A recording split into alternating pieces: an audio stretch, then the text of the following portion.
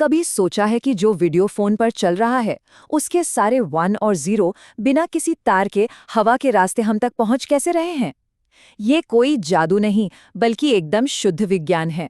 तो चलिए आज इसी अदृश्य दुनिया के रहस्य को खोलते हैं।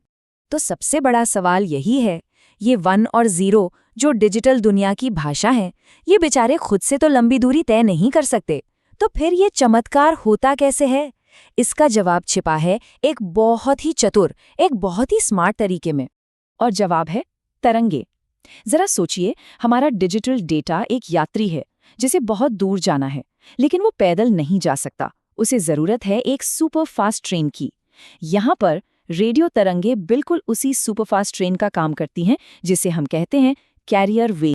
और इस पूरी प्रक्रिया को कहते हैं मॉड्यूलेशन। बिल्कुल आसान भाषा में कहें तो हम अपने डिजिटल संदेश यानी 1 और 0 को एक बहुत ही पावरफुल रेडियो तरंग पर सवार कर देते हैं, जो उसे मीलों दूर तक ले जा सकती है। ये ठीक वैसा ही है जैसे किसी जरूरी खत को हवाई जहाज से भेजना। तो अब सवाल ये है कि हम इस ट्रेन यानी कैरियर वेव पर अपना संदेश लिखते कैसे हैं? इसके लिए हम तरंग के 3 मुख्य गुणों के साथ थोड़ा खेलते हैं। उसकी ऊंचाई, जिसे एम्पलीट्यूड कहते हैं, उसकी रफ्तार यानी फ्रीक्वेंसी, और उसका शुरुआती बिंदु यानी फेज। सबसे पहले बात करते हैं एम्पलीट्यूड मॉड्यूलेशन की, जिसे हम सब AM रेडियो के नाम से जानते हैं। यहाँ हम तरंग की ऊंचाई को बदलते हैं। मान लीजिए एक ऊंची तरंग का मतलब है 1 और एक नीची तरंग का मतलब है 0, है ना? एकदम सिंपल। फिर आता है फ्रीक्वेंसी मॉड्यूलेशन, मतलब हमारा पसंदीदा FM रेडियो। यहाँ हम तरंग की ऊंचाई से छेड़छाड़ नहीं करते, बल्कि उसकी रफ्तार को बदलते हैं। एक तेज रफ्तार वाली तरंग का मतलब 1 हो सकता है और एक धीमी रफ्तार वाली तरंग का मतलब 0। और इसका सबसे बड़ा फायदा, ये आसपास के शोर से आसानी से डिस्टर्ब नहीं होता, इसीलिए तो FM की आवाज AM से ज्यादा साफ आती है। और अब आता है तीसरा गुण, जिसे कहते हैं चरण यानी फेज। ये थोड़ा सा ट्रिकी है, तो ध्यान से समझिएगा। कल्पना कीजिए कि तरंग एक झूले की तरह है जो लगातार आगे पीछे जा रहा है। फेज हमें बस ये बताता है कि झूला अपनी यात्रा में ठीक किस जगह पर है। क्या वो सबसे ऊपर है, बीच में है या सबसे नीचे? हम इस शुरुआती स्थिति को बदलकर भी संदेश भेज सकते हैं। ठीक है, तो AM और FM तो एनालॉग दुनिया की बातें थी। अब हमें इन्हीं तरंगों को डिजिटल भाषा यानी 1 और 0 सिखाना है। तो ये कैसे किया जाए? डिजिटल दुनिया में इसी तकनीक को हम कहते हैं शिफ्ट कीइंग। यहाँ हम तरंग के गुण को लगातार नहीं बदलते, बल्कि 1 और 0 दिखाने के लिए 2 फिक्स्ड पॉइंट्स के बीच अचानक से स्विच या शिफ्ट करते हैं। सबसे आसान तरीका है एम्पलीट्यूड शिफ्ट कीइंग यानी ASK। 1 भेजना है तो ऊंची तरंग भेज दो, 0 भेजना है तो नीची तरंग। आसान है ना? पर इसकी एक बहुत बड़ी कमजोरी है शोर। अगर बीच में कोई और सिग्नल आ गया तो एक नीची तरंग भी ऊंची लग सकती है, और लीजिए आपका 0 गलती से 1 बन गया। मतलब ये भरोसेमंद बिल्कुल नहीं है। इसीलिए हमें ASK से बेहतर तरीकों की जरूरत पड़ी, और यहीं पर एंट्री होती है हमारे आज के 2 हीरोज की, फ्रीक्वेंसी शिफ्ट कीइंग यानी FSK और फेज शिफ्ट कीइंग यानी PSK। आइए देखते हैं ये कैसे काम करते हैं। FSK बहुत मजबूत है। ये शोर से बिल्कुल परेशान नहीं होता, क्योंकि ये तरंग की रफ्तार पर काम करता है, ऊंचाई पर नहीं। 1 के लिए एक अलग रफ्तार, 0 के लिए दूसरी रफ्तार। सिंपल।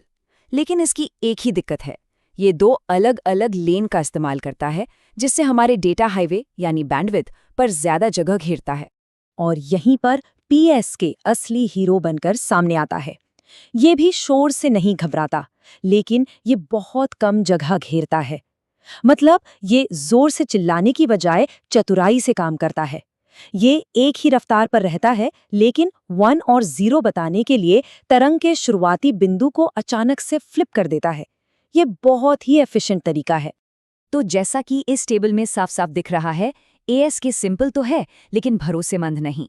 FSK भरोसेमंद है लेकिन ज्यादा जगह लेता है, और PSK ये दोनों दुनियाओं के बेस्ट गुण लेता है। ये भरोसेमंद भी है और एफिशिएंट भी। इसीलिए ये मॉडर्न कम्युनिकेशन में इतना जरूरी है। लेकिन रुकिए, कहानी यहीं खत्म नहीं होती। PSK के पास एक और सुपर पावर है। हम इसकी मदद से डेटा भेजने की रफ्तार को कई गुना, जी हाँ, कई गुना बढ़ा सकते हैं। जानना चाहेंगे कैसे?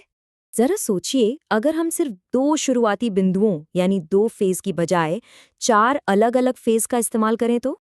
इसका मतलब ये है कि अब हर एक बदलाव में हम सिर्फ एक बिट नहीं बल्कि एक साथ 2 बिट्स भेज सकते हैं।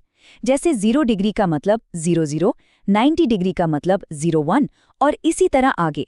बस एक छोटे से बदलाव से हमने अपनी डेटा स्पीड को सीधा डबल कर दिया। और बात यही नहीं रुकती, हम इससे और भी आगे ले जा सकते हैं। 8PSK में हम 8 अलग अलग फेज का इस्तेमाल करके एक बार में 3 बिट्स भेज सकते हैं, यानी सीधी सीधी तिगुनी रफ्तार। ये है टेक्नोलॉजी की असली ताकत। तो सवाल उठता है कि क्या हम इसे और भी बेहतर बना सकते हैं? और जवाब है हाँ, बिल्कुल। क्यों ना हम 2 सबसे अच्छे तरीकों यानी ASK और PSK को मिला दें। इस जबरदस्त मिली-जुली तकनीक का नाम है QAM। ये एक ही समय में तरंग के शुरुआती बिंदु यानी फेज और उसकी ऊंचाई यानी एम्पलीट्यूड दोनों को बदलती है। इस डायग्राम को देखिए, हर एक बिंदु का अपना अलग फेज और एम्पलीट्यूड है, जिससे हम एक सिग्नल में ढेर सारा डेटा पैक कर सकते हैं।